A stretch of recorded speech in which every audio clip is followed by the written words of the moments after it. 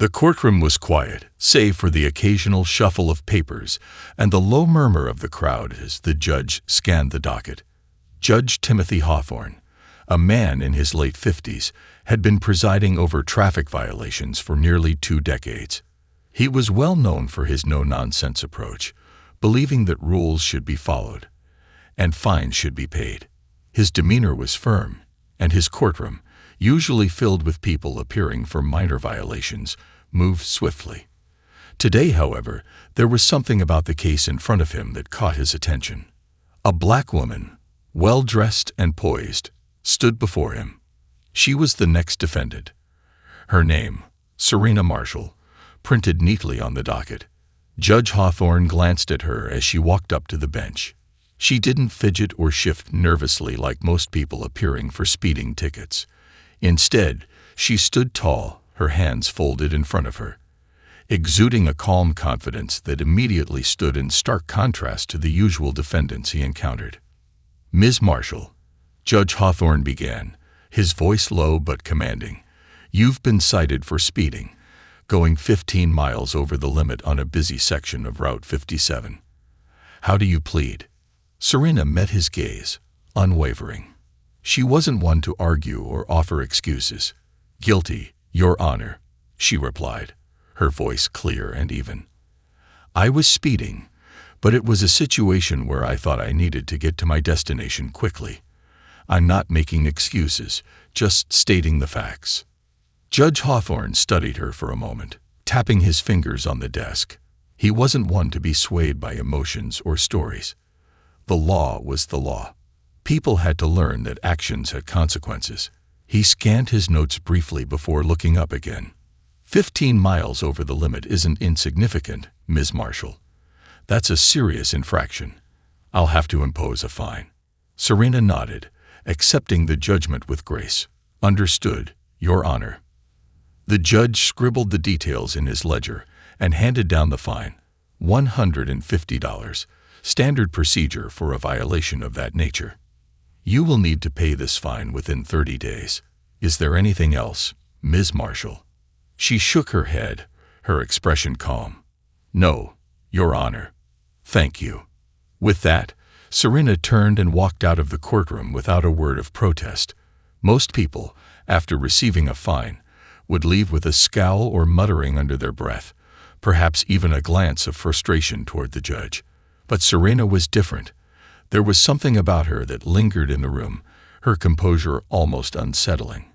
Judge Hawthorne couldn't quite shake the feeling that he had just dealt with someone who wasn't as ordinary as she appeared. As Serena stepped out of the courtroom, the bustling energy of the courthouse seemed to fade behind her. She walked down the narrow corridor, her heels tapping softly on the worn linoleum floor. Outside, the city's noise and the rush of daily life were waiting for her. Yet, in that moment, she remained unruffled, her posture as composed as it had been when she entered the courtroom.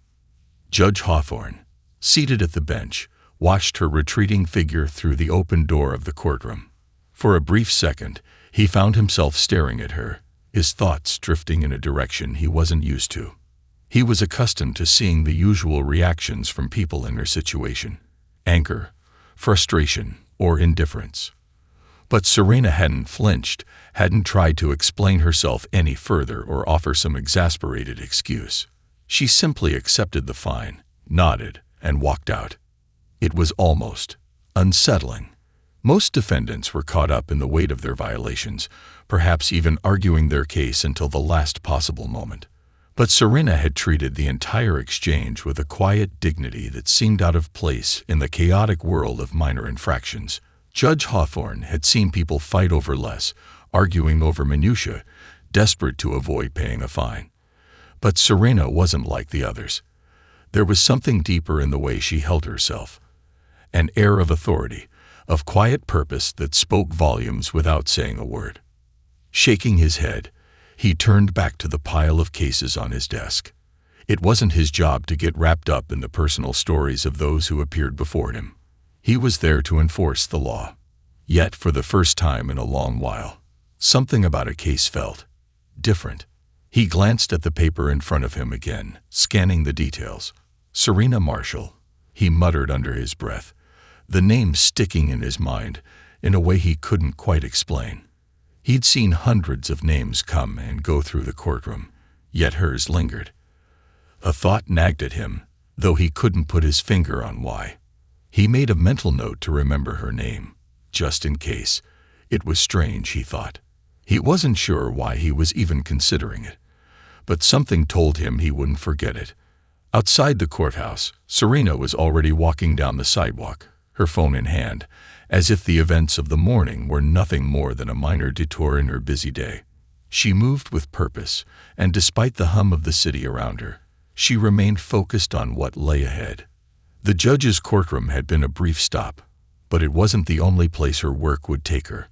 In a way, it had just begun. As Serena made her way through the busy streets of the city, her thoughts were already shifting back to the larger mission she was dedicated to, far from the courtroom, far from the world of speeding tickets and fines. For years, she had been immersed in the complicated world of traffic safety law reform, working tirelessly to create systems that would protect vulnerable communities across the country. By day, Serena was a senior policy advisor at a leading traffic safety organization, a job she had worked toward for over a decade. Her work wasn't about collecting fines or handing down punishment.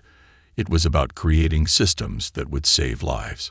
She had become a key figure in a nationwide push to overhaul federal traffic regulations, focusing not only on reducing fatalities, but also on making road laws more equitable, ensuring that low-income and minority communities weren't disproportionately affected by outdated, harsh fines and penalties. Her work had become her calling, rooted in a deeply personal experience. Years ago, Serena had lost a close family member in a tragic car accident, an event that shook her to her core and ignited a fire within her. It wasn't just the loss itself that disturbed her, but the way the accident was handled, how the aftermath of the crash was treated, the lack of focus on broader safety issues, and how marginalized communities were often ignored in the conversation. This loss, though painful, propelled Serena to seek real change, and she poured herself into understanding the complex web of traffic laws, their enforcement, and their impact on everyday lives. She dedicated countless hours to researching traffic laws, attending seminars, and collaborating with experts in public health, law enforcement, and urban planning. Slowly, she had helped build a framework for reform, a vision that included revamping traffic fines, improving road infrastructure, and pushing for nationwide changes that would prioritize safety over punishment. Her efforts had already led to successful collaborations with lawmakers, city officials, and advocacy groups, but she knew the real work was just beginning.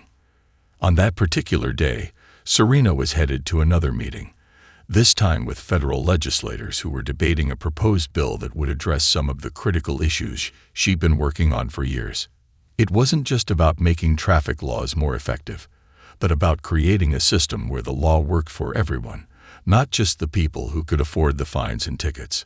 Serena had seen firsthand how road safety laws disproportionately affected Black and low-income communities, and she was determined to change that. As she entered the building for her meeting, she couldn't help but think back to her brief encounter with Judge Hawthorne. She didn't know if he'd even remembered her name, but something told her that their paths would cross again. In some way, their conversation was just beginning, and she was ready for whatever came next. The days that followed Serena's appearance in his courtroom were like any other for Judge Hawthorne, busy, full of motions, verdicts, and the steady rhythm of legal proceedings. But despite the chaos of his work, he couldn't stop thinking about her. There was something about the way she had carried herself, her quiet confidence, that had lingered in his mind. It was unusual, in his line of work, to remember the details of a case so vividly, especially one as straightforward as a speeding violation. Yet there she was, her face, her calm demeanor, sticking with him. It wasn't just her attitude in the courtroom that had caught his attention. It was the moment when he glanced down at her name. Serena Marshall. He had seen it before. It didn't take long for the judge to remember where. Her name had appeared in the press several times in the past year, always in the context of federal traffic safety reforms. He had seen headlines about new policies she was advocating for, some of which were already making waves among lawmakers. Curiosity piqued. Judge Hawthorne decided to look deeper.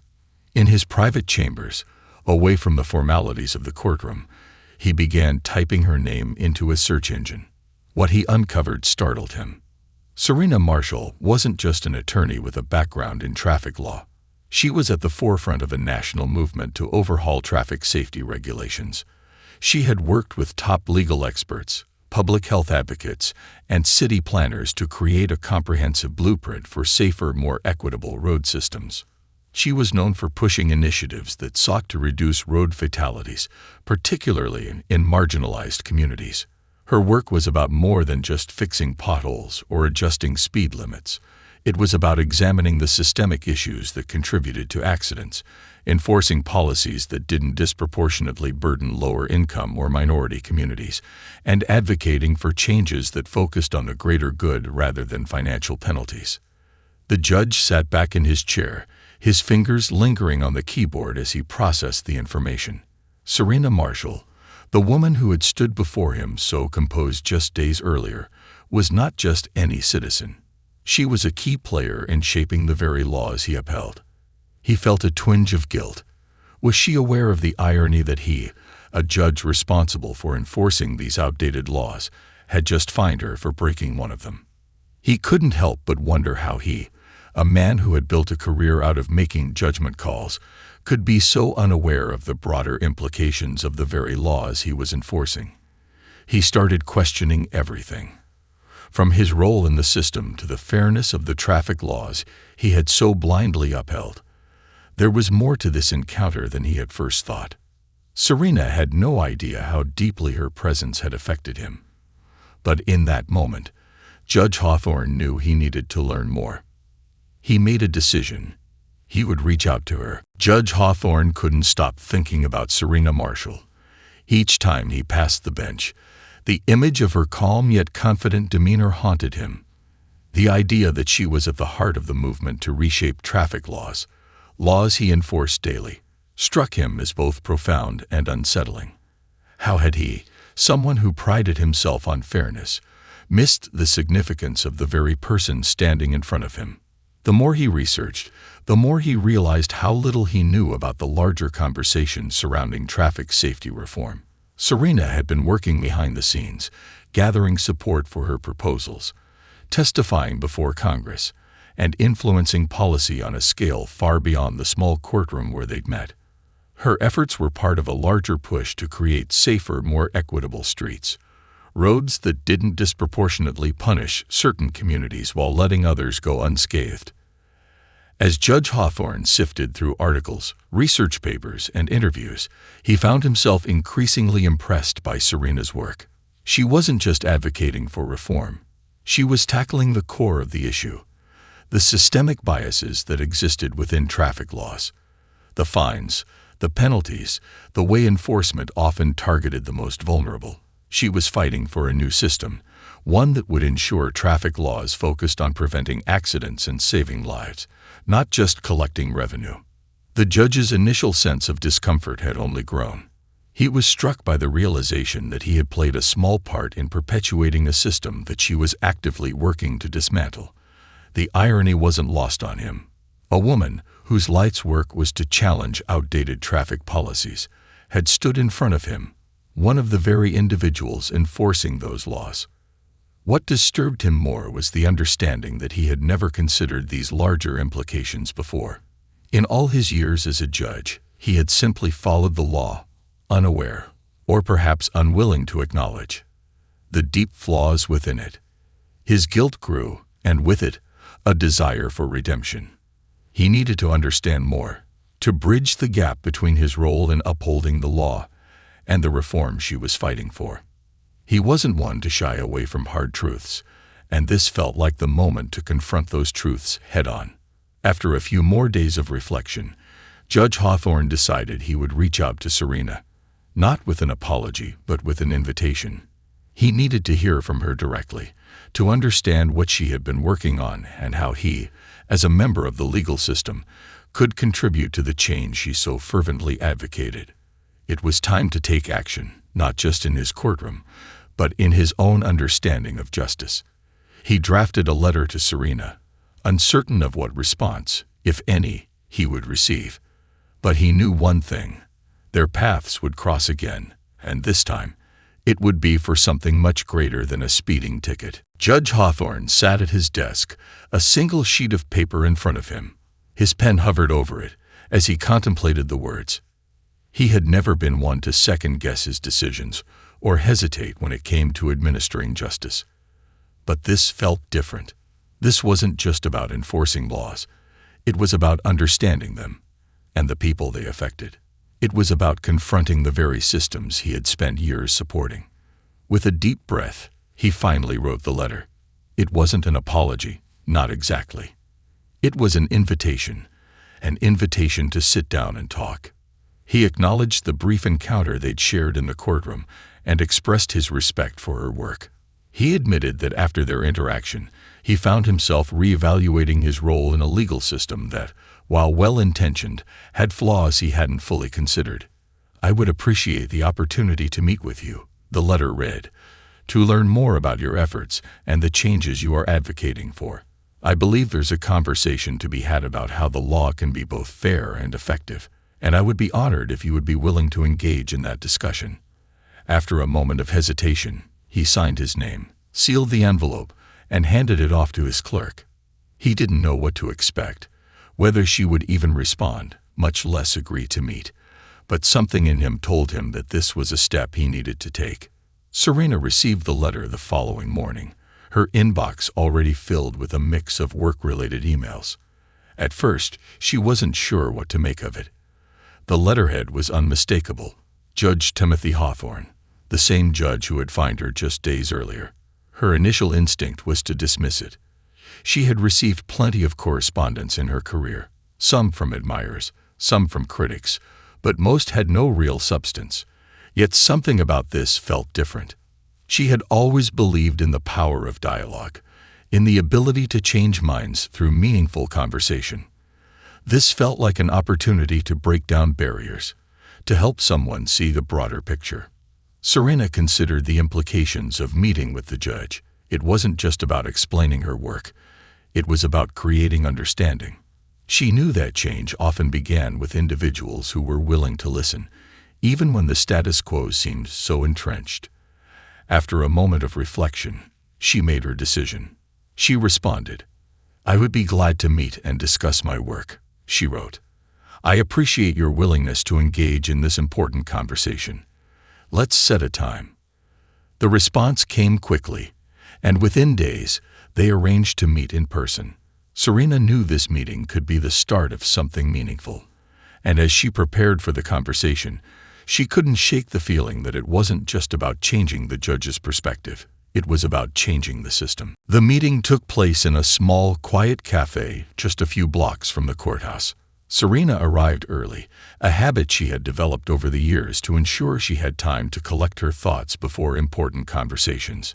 She chose a table by the window, where the sunlight filtered through the trees outside, casting soft shadows across the wood. It was a stark contrast to the usual offices and boardrooms where she typically held meetings, but today felt different, and she appreciated the change in setting. Judge Hawthorne arrived promptly, dressed in a dark suit with a calm expression. He had always been a man of routine, and this meeting wasn't something he had taken lightly. As he approached the table, Serena stood to greet him, offering a firm handshake. She had been expecting the usual formalities, but there was a sense of openness in his demeanor that surprised her. "Ms. Marshall, it's a pleasure to meet you outside of the courtroom," he said, his voice sincere. "Thank you for agreeing to meet with me." "It's my pleasure, Your Honor," she replied, offering a smile. "I'm glad to have the opportunity to sit down and talk." As they both sat down, the conversation began in a somewhat formal tone. Judge Hawthorne started by acknowledging the irony of their first interaction in the courtroom, the fine he had imposed, unaware of the larger work Serena was doing. "I must admit," he said, "I didn't fully understand the impact of the work you're leading until I did some research. And now, I find myself questioning my role in the system I've spent years upholding." Serena nodded, not surprised by his admission. She had encountered many individuals in her career who, once they learned about her work, realized the bigger picture. But she also knew that understanding was only the first step. Real change came when those in positions of power were willing to challenge their own assumptions. "I appreciate your honesty, Judge," she said. "And I believe that's the first step toward real change, acknowledging that systems, however well-intentioned, can have flaws. My work isn't about eliminating the law. It's about making it work for everyone, especially those who have been historically underserved or unfairly penalized." As the conversation continued, Serena shared more about her work, the research she had done, and the legislative efforts she was involved in. She explained how fines and penalties often disproportionately affected Black and low-income communities, exacerbating the cycle of poverty. The current system, she argued, didn't focus on prevention or safety, but rather on punishment, a cycle that only worsened over time. Judge Hawthorne listened intently, absorbing the information. He had heard bits and pieces of this argument before, but hearing it from someone like Serena, someone who had dedicated her life to the cause, shifted something in him. For the first time, he was seeing the law not just as a set of rules to be followed, but as a living, breathing system that needed constant evaluation and evolution. "What can I do?" he asked, after a long pause. Serena looked at him, a sense of cautious optimism in her eyes. "Start by supporting the reforms I'm working on. Help me change the conversation. Help others see what you're starting to understand." It was the beginning of a new chapter, for both of them, and for the system they both had a part in shaping. In the weeks following their meeting, Judge Hawthorne found himself deeply involved in conversations he hadn't expected. What started as a simple conversation with Serena Marshall had opened a door to a much broader understanding of traffic laws, enforcement, and the communities they affected. He began attending forums and meetings where policy experts, advocates, and lawmakers discussed the very reforms Serena had been pushing for. The more he learned, the more convinced he became that the current system wasn't just flawed. It was fundamentally broken in ways that extended far beyond the courtroom. Serena, for her part, welcomed the judge's willingness to learn. The dialogue they had opened between them began to resonate with others. After their meeting, she was approached by several key figures in the reform movement, eager to collaborate with someone who could help bridge the gap between the legal system and advocacy for change. It wasn't just about changing laws anymore. It was about changing mindsets, starting with people like Judge Hawthorne who could influence those around them. One afternoon, not long after their first meeting, Serena received an email from Judge Hawthorne. He had written to let her know that he had started a dialogue with his colleagues at the courthouse, encouraging them to review the existing traffic regulations with a critical eye. He had even begun drafting proposals for a new community outreach program that would focus on educating the public about the implications of fines and penalties, especially for low-income and minority groups. "I've realized that I've been part of a system that needs to evolve," he wrote, "and I'm ready to help lead that change." Serena felt a surge of hope when she read the email. It wasn't every day that someone in a position of power admitted the need for reform, let alone took steps to make it happen. But she knew this was just the beginning. The journey toward changing the legal landscape was long and fraught with challenges, but it was moving forward, one small step at a time. In the months that followed, their collaboration grew. Judge Hawthorne became an unexpected ally, advocating for more equitable traffic policies and encouraging other judges and lawmakers to look at the data and hear the voices of those who had long been ignored. He even became involved in drafting a bill that would focus on reducing punitive fines and introducing safer, preventative measures. Serena, too, continued her advocacy, pushing for reforms at the federal level, but now she had a powerful ally in her corner, someone who could help navigate the complexities of the legal system and make sure that the changes weren't just theoretical but actionable. By the end of the year, significant progress had been made. While the road to full reform was far from over, Serena and Judge Hawthorne knew they were on the right path. They had started a conversation that would ripple through courthouses, communities, and legislative halls across the country, one that would challenge not just the laws but the very way people thought about justice. And it all started with a speeding ticket.